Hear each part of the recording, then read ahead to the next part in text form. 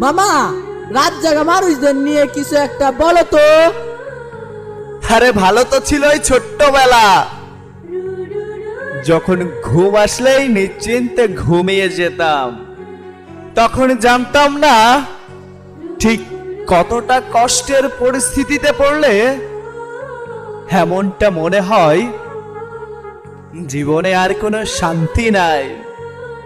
মনে তীব্র শোক আর হৃদয়ে আক্ষেপ নিয়ে কি কখনো নিশ্চিন্তে ঘুমানো যায়? তাই তো রাতের পর রাত চোখের পাতায় ঘুম নাই। আরে ভাই, আকাশের বৃষ্টিও থেমে যায়, চোখের পানি কি আর থামতে চাই? তাই আমি তোমাদেরকে আবারও বলতে চাই,